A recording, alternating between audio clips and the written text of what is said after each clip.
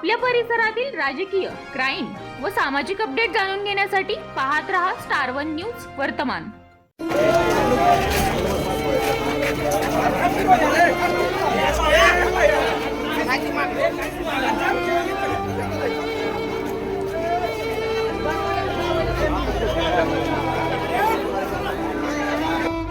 काय नाव तुमचं? कप्पा गाव? आम्ही सातारा चाललो गावावरून. विजापूरवरून? हो बरं. सातारा. किती नंबरच्या सीटला बसला होता तुम्ही? सर मागं सोडून हां. येतो होतो. बरं. कुठे लागले तुम्हाला काय? काय सगळं फुटलं, दात हा आणला सगळं. तुमच्यासोबत कोणी होतं का तुम्ही एकटंच होतं? मंडळ आहे तिथं. मॅडम कुठं लागले तुम्हाला?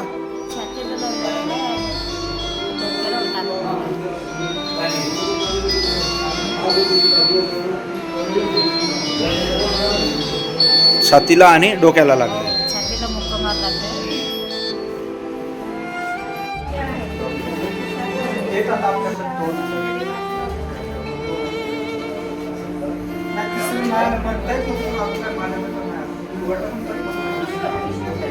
वरून आम्ही आलो, गाठ उतरतो शेवटचा कॉर्नर राहिलेला आणि समोरून ते कॉर्नरमुळे काय पुढचं रोड कॉर्नर आहे ना दिसत नाही आणि ती गाडी ओव्हरटेक करत आलेली गाडीला म्हणून मी असा ब्रेक मारला.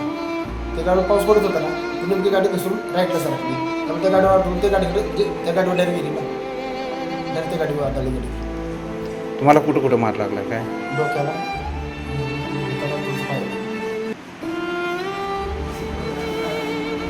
तुम्हाला मास्टर?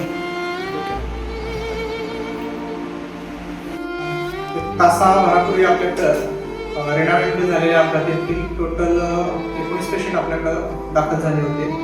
त्याच्यातल्या 5 पेशंटना जरा जास्त इंजुरी असल्यामुळे आपण त्यांना प्राथमिक उपचार करून पुढे रेफर केलेलं आहे. बाकीचे पेशंट आपण एक्सरे वगैरे करून घेतलेले आहेत, स्टेबल आहेत पेशंट. ज्यांना ट्रीटमेंटची गरज होती त्यांना ट्रीटमेंट आता सध्या ग्रामीण रुग्णालयामध्ये चालू आहे आणि जे कमी इंजुरी होती किंवा काही किरकोळ जखमा होते त्यांना प्राथमिक उपचार करून घरी सोडण्यात आलेला आहे.